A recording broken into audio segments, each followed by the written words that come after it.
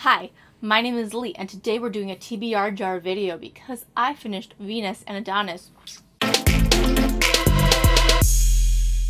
So I finished reading Venus and Adonis, which is not a play. It is actually a poem, a very long poem by William Shakespeare. It's one of the first things he wrote, and it took me a while to read, even though it's very short, because it was also kind of boring. It is about Venus, aka Aphrodite, the goddess of love, who falls in love with a mortal who is hot. He's Adonis, and he's this hunter dude, and throughout this epic poem, it's Venus trying to get Adonis to make out with her.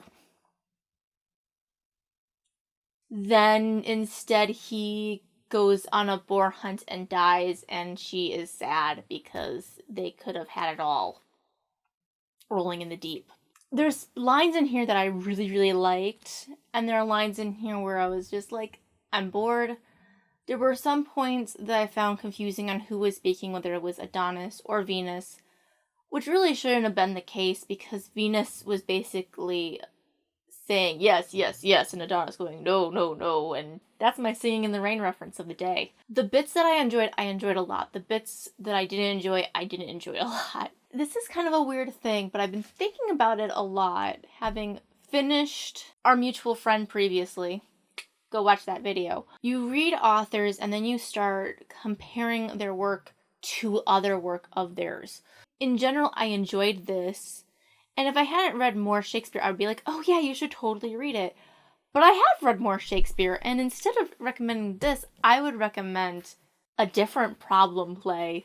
I always tend to actually recommend The Tempest for people who are trying to get into Shakespeare because it has a lot of the different things that Shakespeare is known for.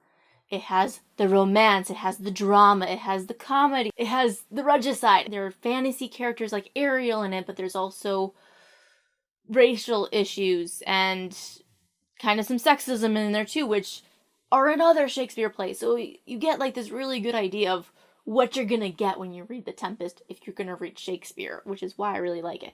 Also, it's crazy short, considering there's so much in it. And also, if you're into Shakespeare's poetry, I would instead recommend his sonnets. So it's kind of a recommendation only if you've already read those things, or if you are going into more advanced Shakespeare reading. That's maybe just me. I mean, it is short. This might be an excellent solution if you have to like write something about a Shakespeare work and you have been procrastinating and putting it off and you need to get it done now. Because there's enough to dive into this story with for that scenario. I'm just helping you with your procrastination assignments now.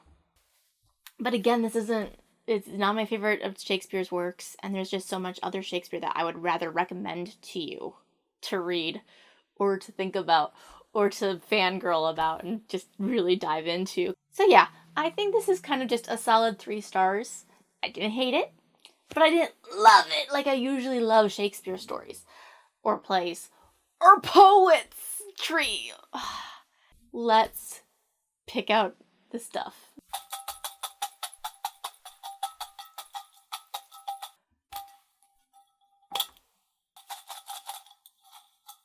Okay. What do we want? I want something longer than like 200 pages because I feel like I've been getting a lot of like really short books other than Our Mutual Friend. But I also don't want something as long as Our Mutual Friend. Like, I'm really hoping I don't pull Don Quixote out, you know? Or Vanity Fair. Not that I'm against Vanity Fair. Like, I own it. I want to read it. I'm just not ready for it yet. Maybe I'm looking for something a little bit more like light, not tragical, tragedy based. Okay. We got one. Woohoo. Okay. I got The Tragedy of Puddn'head Wilson. I don't know much about this book except that it is about race relations in the South during the Victorian era kind of thing. I don't really know much about it, except it's called The Tragedy of Puddn'head Wilson. It does look like it won't take me that long to read because every page is kind of... The text is rather large. There's illustrations around all the names. It does look like it's heavy reading material, though, which will usually make me read less at a time. This is also a facsimile of the first edition, which is why I own it. Because I was like, oh, that looks cool because it looks like the first edition with how it's published and set up. I'm only going to be reading Puddn'head Wilson, which is the first volume of this, and not Those Extraordinary Twins. This part here, this part is Puddn'head Wilson, and this is Those Extraordinary Twins, which is the comedy. And it's also way shorter. It's, yeah, Those Extraordinary Twins is only like 100 or so pages. So maybe when I finish Puddn'head Wilson, I'll just go on to Those Extraordinary Twins on my own. But we'll see. Oh, am I a little bit mad?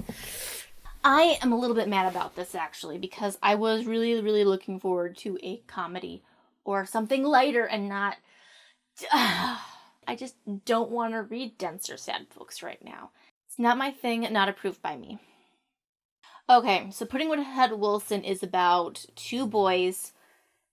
This does sound slightly like Prince and the Pauper, so that'll be a little bit fun. So it is about two boys, one who is black, one who is black and one who is white, and they get switched at birth. And so they get switched at infancy, and they each grow into their social roles. So it's similar to The Prince and the Pauper, which is about two boys who look exactly alike, but one is poor and the other one is a prince who gets swapped. This one is a switched at birth book about race. But yeah, the tragedy of Puddn'head Wilson. Somebody's gonna die because it's a tragedy. Someone's gonna die. I was not wanting this. But why do I own it if I don't want to read it, you know? That's the point. This is the purpose. Join me next time. I'm going to be having read the Puddn'head Wilson book and picking out a new book in the future. Join me then. Tell me what your thoughts are on Mark Twain in the comments. I'll see you there. Have a great afternoon. Hope you're reading good books. Bye!